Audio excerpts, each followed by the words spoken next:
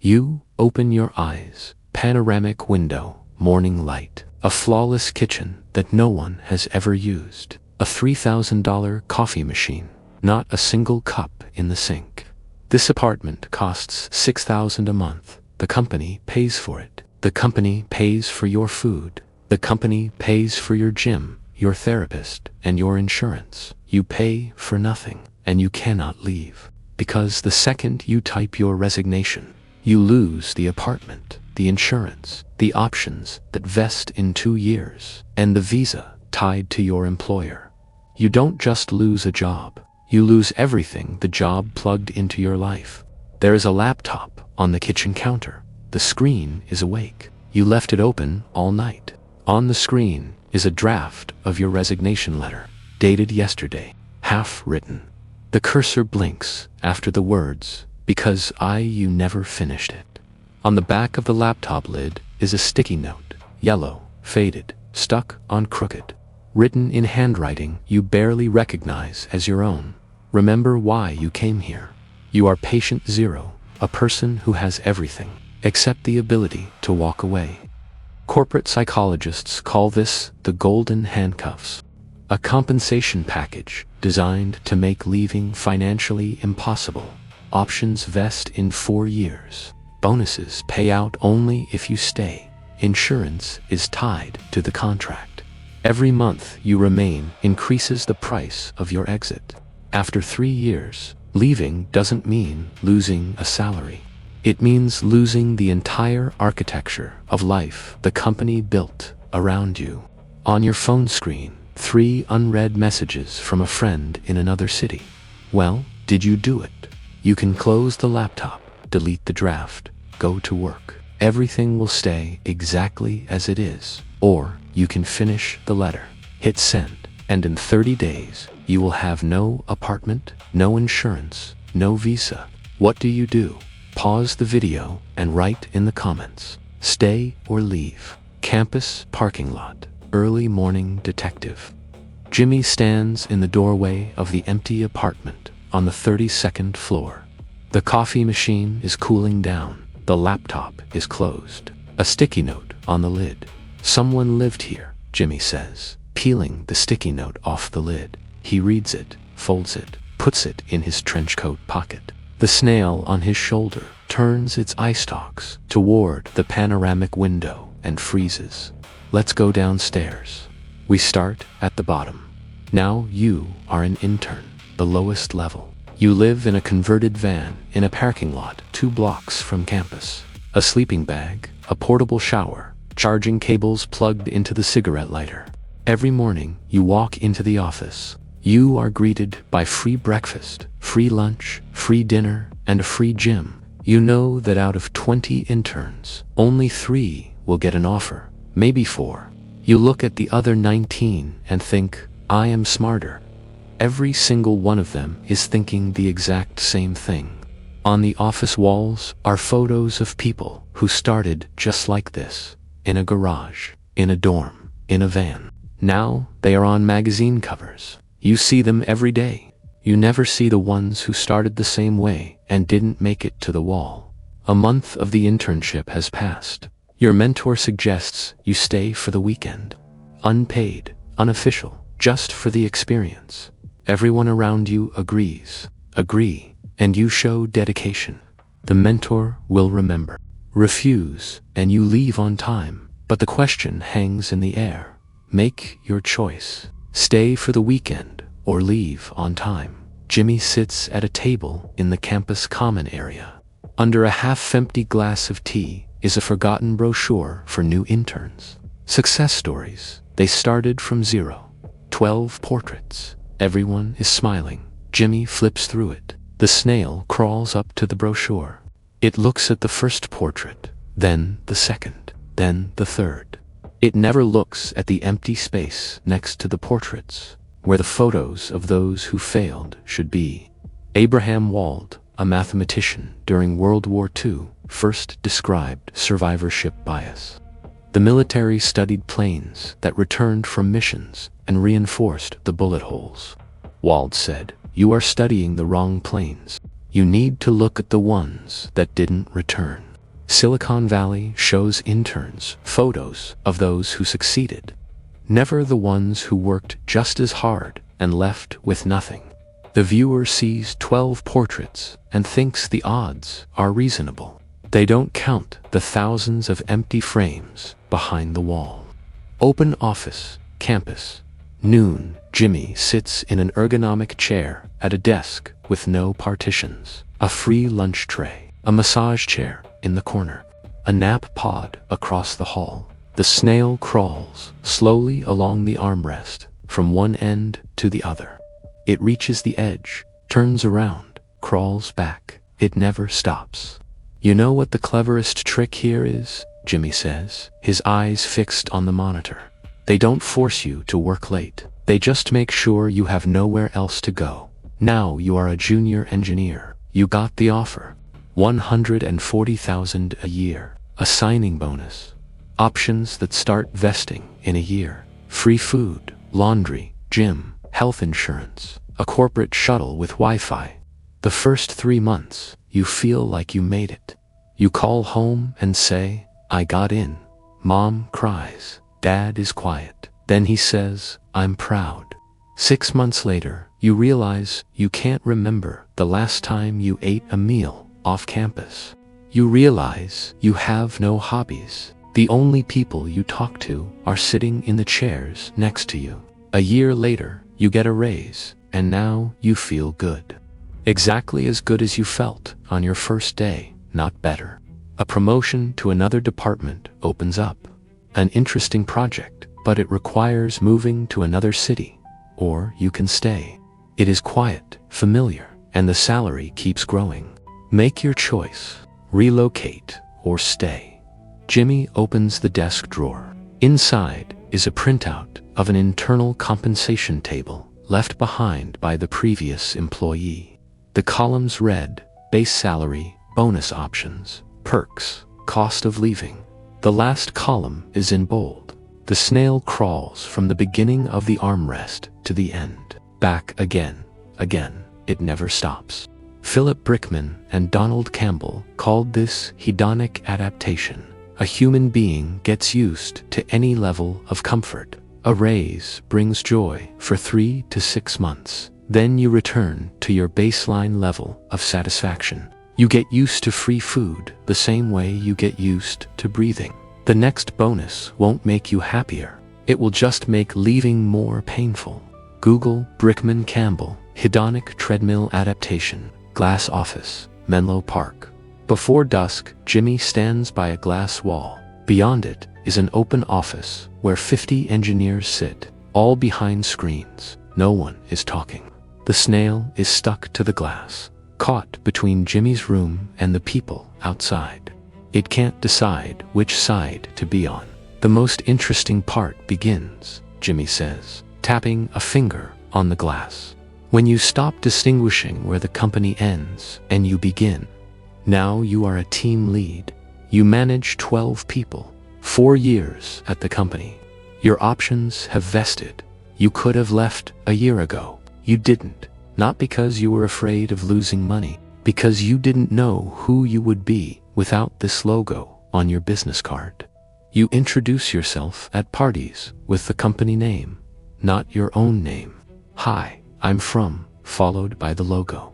People nod. You feel the weight. Without the logo, who are you? A recruiter from a startup offers you a position. Less money, more freedom. Your name in the credits. But no logo, no team, no infrastructure. Your team depends on you. Leaving means abandoning 12 people.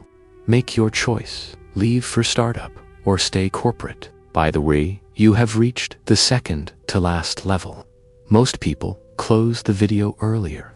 If you are one of those who stay, subscribe to the Detective Jimmy and Snail channel and hit the like button. This is exactly how the algorithm works. It rewards those who don't stay silent.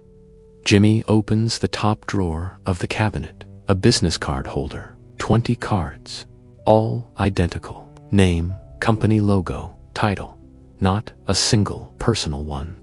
Underneath the holder is a therapist's business card, clean, unused. The snail is stuck to the glass, between two worlds, unable to decide.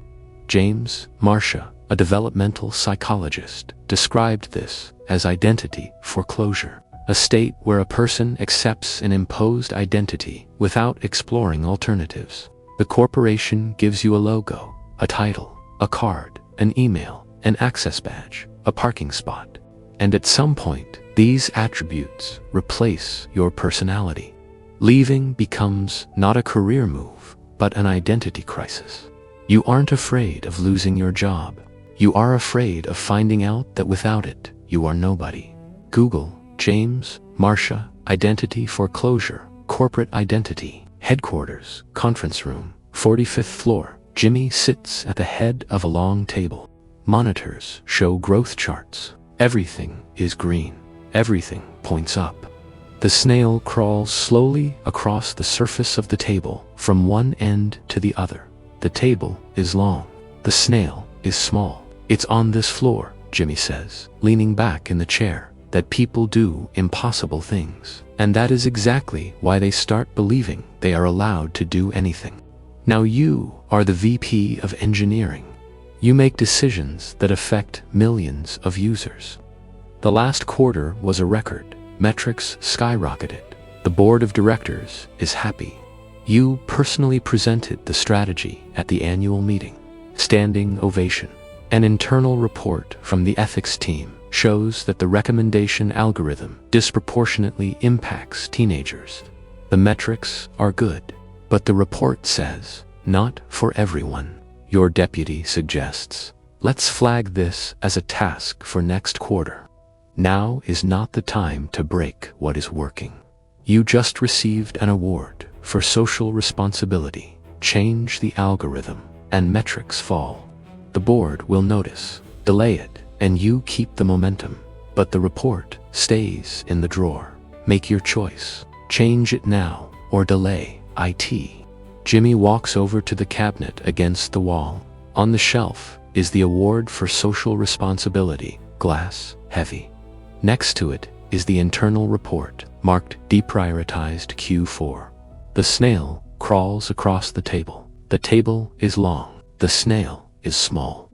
Daniel Efron and Benoit Monin described the phenomenon of moral licensing, a cognitive bias where performing a morally positive action gives a person internal permission for subsequent ethically questionable behavior. A company donates millions to charity, gets an award, and that exact award becomes the shield behind which the delayed report hides. A person who receives recognition for doing good subconsciously feels they have earned the right to ignore the next problem. Google moral licensing Efron Monin self-licensing effect. Penthouse, San Francisco, deep night. Jimmy stands by the window. The city below, lights, silence. Even the noise doesn't reach this high. The snail sits on the edge of the desk. In front of it is a mirror. It looks into it, doesn't move. It doesn't recognize its reflection, or doesn't want to. The loneliest person in Silicon Valley, Jimmy says, without turning around. Isn't the intern in the van? It's the person who has everything and no one to be honest with. You are the CEO, the absolute top. You have 3 assistants who filter reality before it reaches you. The board of directors smiles as long as the stock goes up. Friends from your past life stopped calling, not because they forgot, because you stopped answering. You make decisions that affect 2 billion users based on data filtered 3 times before it lands on your desk. You can't remember the last time you spoke to a normal user of your product. The board has prepared a PR strategy, a public speech about the democratization of technology. A speechwriter wrote the text, you read it, and realize you don't believe a single word. Deliver the speech, and the market will react positively. The stock will rise. Tell the truth, and the market will panic. The board will discuss replacing you. The final level, deliver the speech or tell the truth. Jimmy walks over to the CEO's desk. In the drawer is a letter, handwritten, old, I believe technology can change the world for the better. Signed, CEO's name. The format of the letter is exactly the same as the sticky note on the laptop in the empty apartment at the very beginning. The same handwriting, the same naivety. Only now you are the person who wrote it, and you stopped believing it a long time ago. David Owen and Jonathan Davidson described hubris syndrome, an acquired personality disorder that develops in people who hold significant power for a long time. Symptoms: narcissistic preoccupation with self-image, loss of contact with reality, contempt for the advice of others, belief in one's own infallibility. It isn't a personality trait. It's a consequence of the environment. Power literally changes the way the brain works. Empathy decreases. The ability to see another's perspective drops. The longer a person is at the top, the fewer voices reach them, and the more convinced they are that they hear everything. Google David Owen hubris syndrome power brain changes. Jimmy's archive. Jimmy walks into a room filled with screens. Each shows something different. Offices, campuses, parking lots, penthouses, all on mute. The snail sits on the edge of a laptop, illuminated by a green-stemmed lamp. Patient zero file. The golden handcuffs. The snail sits on a sticky note attached to a laptop. It tries to unstick it. It can't. A compensation package designed to make leaving financially impossible. Every month increases the price of your exit. After 3 years, leaving means losing the entire architecture of life. Intern file. Survivorship bias. The snail looks at the portraits in a brochure, one by one. It never looks at the empty frames. Wald showed. You need to study those who didn't return, not those who survived. 12 portraits on the wall. Thousands of empty frames behind it. Junior engineer file. Hedonic adaptation. The snail crawls from the beginning of the armrest to the end, back again, never stopping, getting used to any level of comfort. The next bonus won't make you happier. It will just make leaving more painful. Team lead file. Identity foreclosure. The snail is stuck to the glass between two worlds, unable to pick a side. The corporation gives you a logo, a business card, a badge, a parking spot, and these attributes replace your personality. Leaving becomes an identity crisis. VP file. Moral licensing. The snail crawls across a long table. The table is long. It is small. An award for doing good becomes a shield behind which a delayed report hides. Recognition for good gives permission to ignore the bad. CEO file. Hubris syndrome. The snail looks into a mirror and doesn't move. Power is an acquired disorder. The longer you are at the top, the fewer voices reach you, and the more convinced you are that you hear everything. Author's note: golden handcuffs. Have you ever stayed at a job not because you wanted to, but because the price of leaving was too high? Not just money. Insurance, habits, people who got used to you.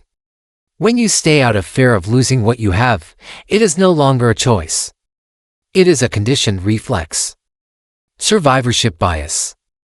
When someone says, "I started from zero and made it," you hear one person. You don't hear the thousands who started from zero and stayed there.